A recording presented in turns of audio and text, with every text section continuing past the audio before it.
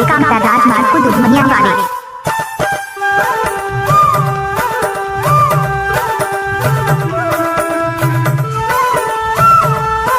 आपने सुना ही होगा डीजे कामता राजमार्ग को ग्राम दुधमनिया।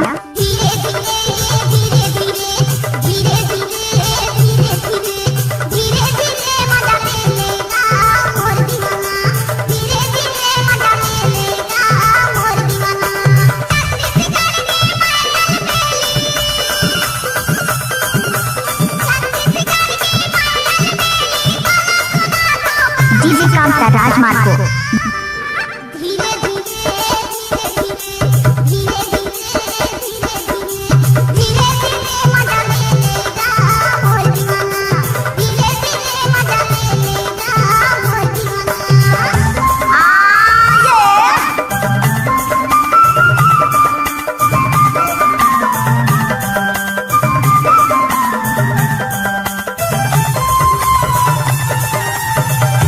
कामता राजमार्ग काम डीजे साउंड दुधमनिया।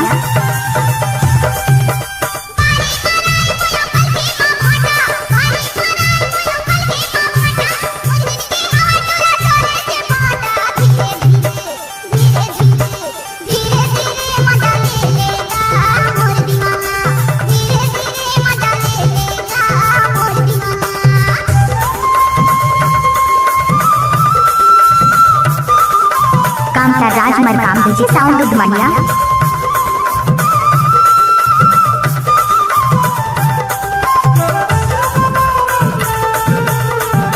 नाम तो सुना ही होगा डीजे कामता राज दुधमनिया वाले।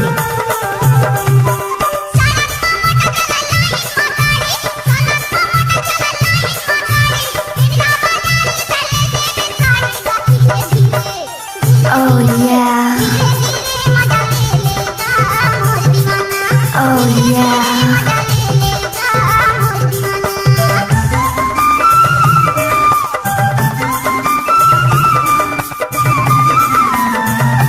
डीजे कामता राजमार्ग को दुधमनिया की रहने वाली।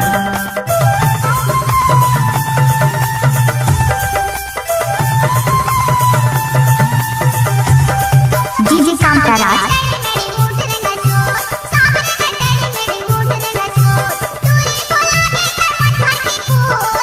oh yeah।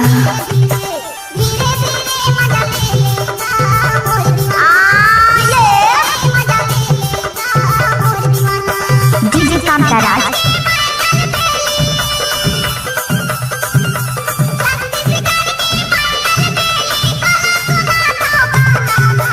कामता राजमार्ग काम डीजे साउंड दुधमनिया।